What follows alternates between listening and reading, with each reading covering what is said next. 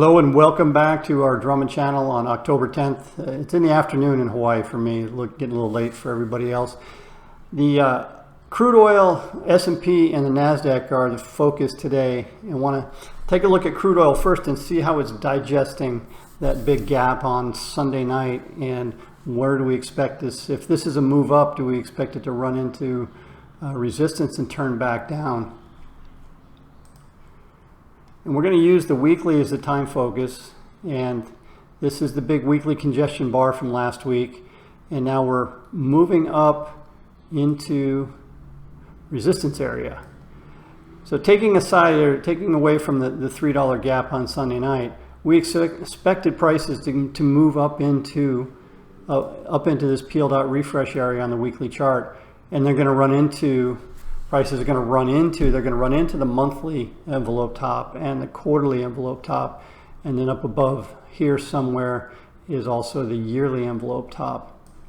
We're going to keep an eye on that area, but at this point I still think this market is going to run into resistance and is going to turn back down, and that's despite of all the talking heads talking about $150 oil because of a conflict going on.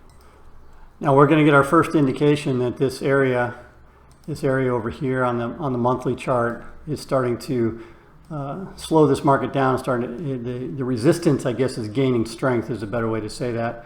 And if I draw this monthly area of resistance over here on the daily chart, what can I see on the daily chart that gives me information about whether this area is getting stronger, or if it's strengthening or weakening? So first thing up is yesterday's bar. Tuesday's bar closed down below the 1-1 high, so it made it way up here and now it reversed back down.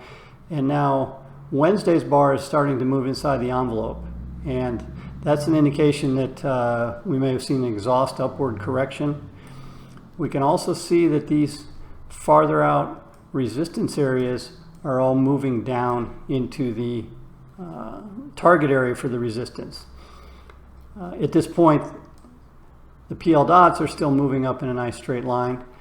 So we haven't seen any PL dot swing yet, but the early indication is, again, this bar moving inside the envelope and these higher or farther out resistance areas moving lower.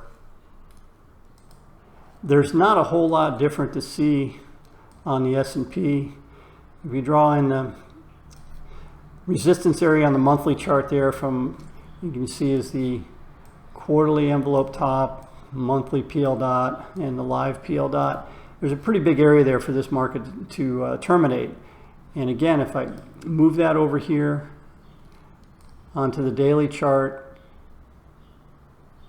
we're starting to see what? We're starting to see these farther out resistance areas lining up.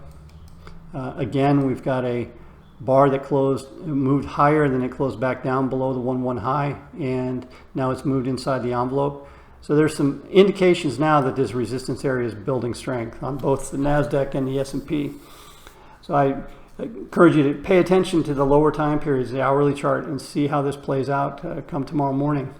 That's it for today's update. It's pretty straightforward. See how things play out come tomorrow morning. Good trading, everyone. If you have any questions, please let me know, and we'll see you again next time.